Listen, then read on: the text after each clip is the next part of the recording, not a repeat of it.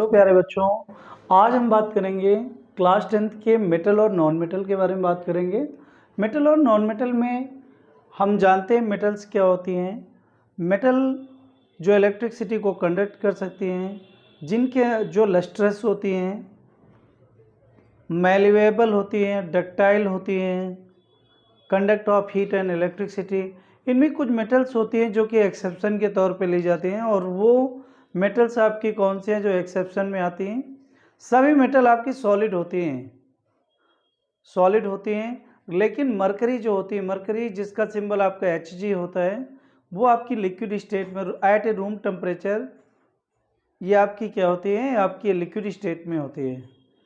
दूसरी सभी मेटल जो होती है वो हार्ड होती हैं, लेकिन एक्सेप्शन के तौर पे आप यहाँ पर आप ले सकते हो पोटेशियम और सोडियम को।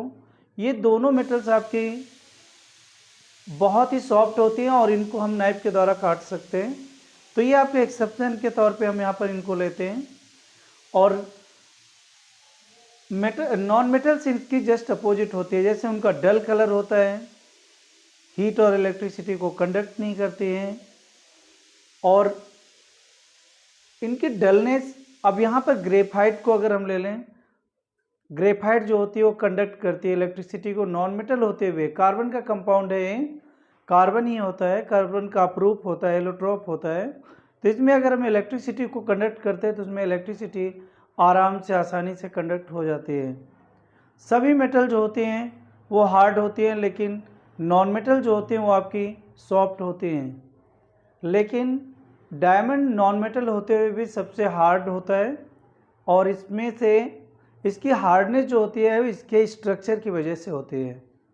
अब आगे हम बात करेंगे केमिकल प्रॉपर्टीज़। केमिकल प्रॉपर्टीज़ होती क्या है, मैं आपको बताना चाहूँगा। केमिकल प्रॉपर्टीज़ होती हैं कि जैसे हम मेटल की केमिकल प्रॉपर्टीज़ के बारे में पढ़ रहे हैं, तो मेटल की केमिकल प्रॉपर्टीज़ होती हैं कि मेटल को अलग अलग चीज़ों के साथ में, अलग अलग लिक्विड के साथ में किस तरीके से हम क्या कर सकते हैं, रिएक्ट करवाते हैं, और जो भी चीज़ फॉर्म होती है उसके बारे में हम यहाँ पर बात करते हैं।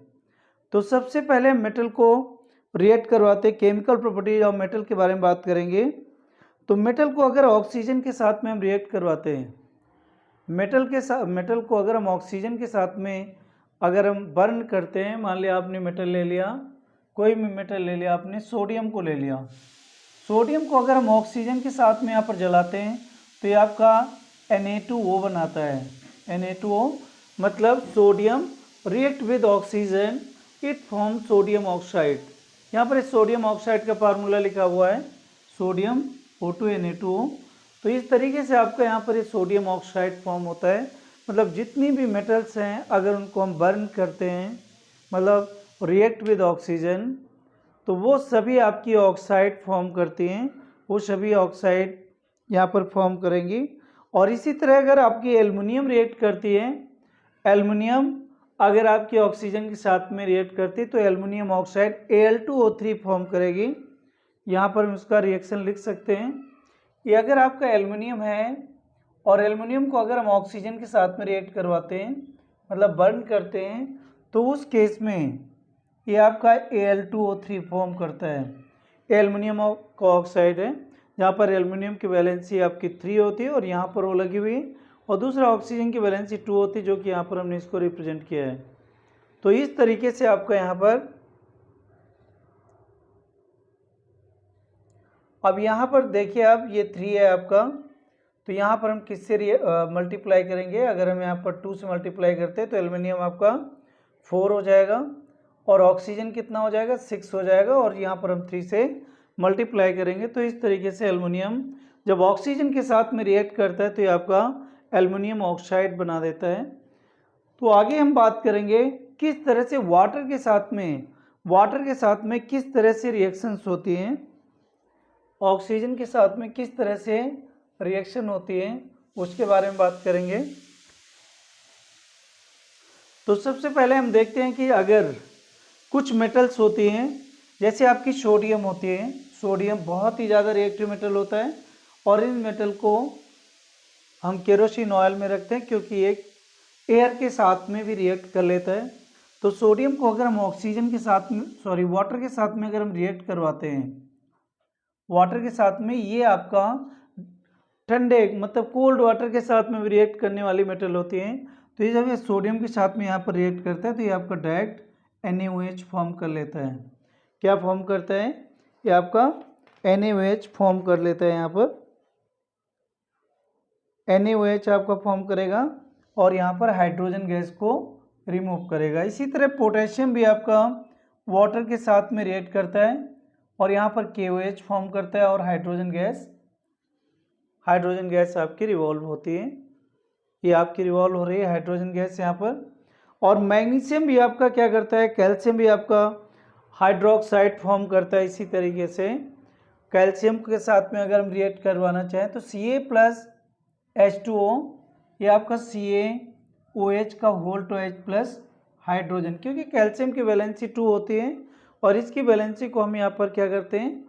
इसकी वैलेंसी को यहाँ पर रिप्रेजेंट करते हैं। तो कैल्शियम हाइड्रोक्साइड इस तरह से फॉर्म होता है और हाइड्रोजन गैस यहाँ से रिमूव होती है।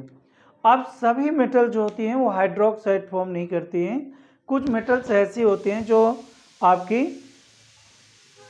वाटर के साथ में रिएक्ट ही नहीं करती, वो डायरेक्ट आपकी स्टीम के साथ में रिएक्ट करती हैं। स्टीम का मतलब है वाटर वेपर के साथ में जब हम उसको हीट करते हैं तो वो आपकी वाटर वेपर के साथ में रिएक्ट करती है और उसमें आपकी एल्युमिनियम है। एल्युमिनियम आपकी वाटर के साथ में जब रिएक्ट करती है तो ये आपकी एल्युमिनियम ऑक्साइड और यहाँ पर हाइड्रोजन गैस रिवॉल्व करती है, इसमें ऑक्साइड बनता है। जब आपकी स्टीम के साथ में रिएक्ट करता है, स्टीम के साथ में रिएक्शन होती है एल्युमिनियम की, तो एल्युमिनियम ऑक्साइड। और इसी तरह जब आपका आयरन को रेड हॉट करते हैं और उसके ऊपर जब हम वाटर की कुछ बूंदे डालते हैं, आपने देखा भी होगा घर में जो पैन होता है जिसे आप तवा कह सकते हो, उसको अगर गर्म तवे पर अगर आप पानी डालते हो तो उसमें बहुत तेज़ी के साथ में छन की आवाज़ होती है और वहाँ पर हाइड्रोजन गैस जो होती है वो आपकी रिवॉल्व होती है।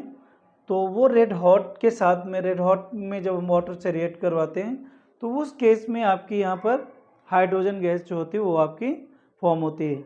यहाँ पर स्टीम के साथ में अगर हम यहाँ पर एक प्रैक्टिकल के तौर पे या एक्टिविटी के तौर पर अगर देखें तो बहुत आसानी से आपको समझ में आ जाएगा यहाँ पर कि किस तरीके से।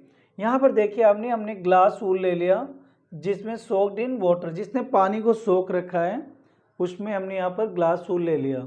ठीक है, ये बंसन बर्नर है, मतलब ये आपकी स्प्रिट लैंप है जो कि आपने यहाँ पर टेक किया हुआ है, इसको आप जलाते हैं। यहाँ पर आपने ग्लास वूल लिया और यहाँ पर आपने मेटल लिया है जिस मेटल के साथ में आपका रिएक्ट करता है। तो ये आपका जो मेटल सैंपल, जब इसको हम यहाँ पर गर्म करते हैं तो यहाँ से आपकी क्या निकलती है? यहाँ पर आपकी निकलेगी वाटर वेपर निकलेगी। वाटर वेपर जो होती है वो आपकी मेटल सैंपल के साथ में यहाँ पर रिएक्ट करेगी और रिएक्ट करने के बाद में ये देखिए आप, यहाँ एल्युमिनियम और ये आपका वाटर, यहाँ पर इसने रिएक्ट किया। यहाँ से क्या होगा? हाइड्रोजन गैस फॉर्म होगी।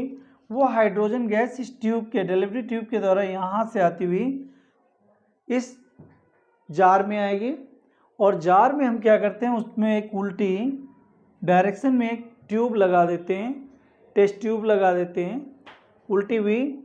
अब इसमें इस टेस्ट ट्यूब से आती हुई आपकी जो गैस होगी वो आपकी यहाँ पर कलेक्ट कर ली जाएगी और इस तरीके से आपका हाइड्रोजन गैस जो होता है वो यहाँ पर फॉर्मेशन जो होता है वो यहाँ पर हो जाता है।